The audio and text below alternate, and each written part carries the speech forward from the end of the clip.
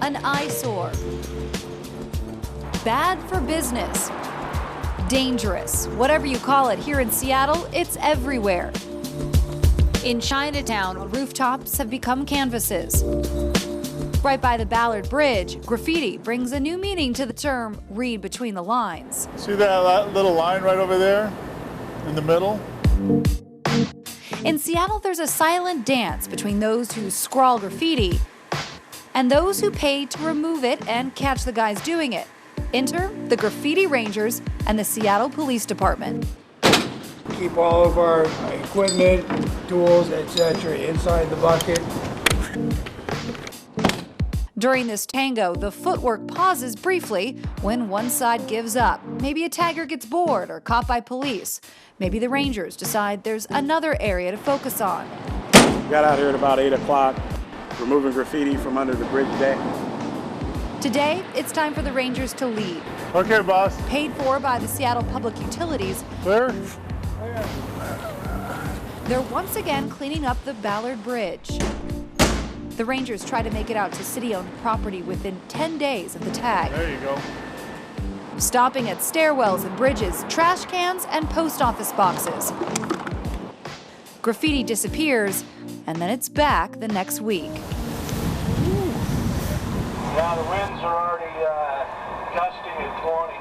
We're going to get this done and get out of here.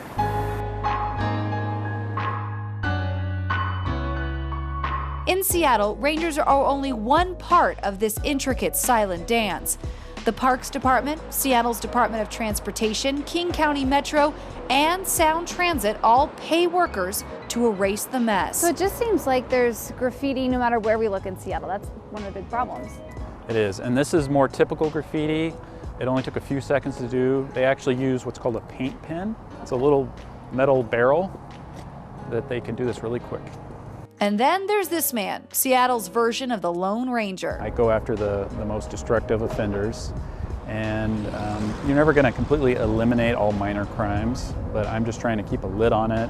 Seattle Police Detective Christopher Young is a one-man band aimed at stopping spray can-laden bandits. You know, I'm only human. It is a little bit frustrating because there's one of me and a lot of them, but big picture, I think I am making a difference. He's the only Seattle police officer tasked with tackling the graffiti issue, and he is making an impact. If they're forced to secretly go under a bridge in the middle of the night, I think I've made a success because they're not doing it on tall buildings, you know, in broad daylight.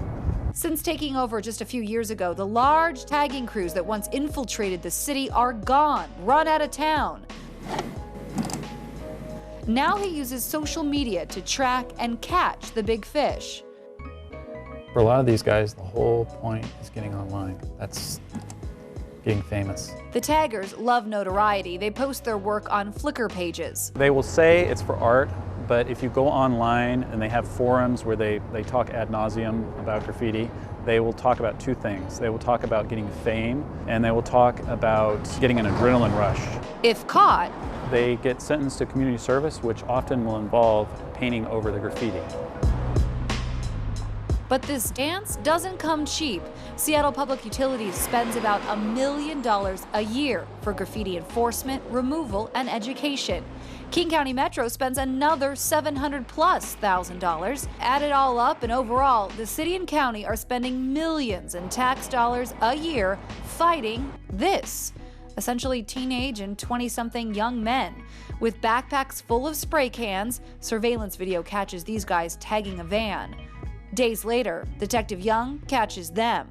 A silent dance played out on street corners across Seattle. A dance this city hopes to finally take the lead on.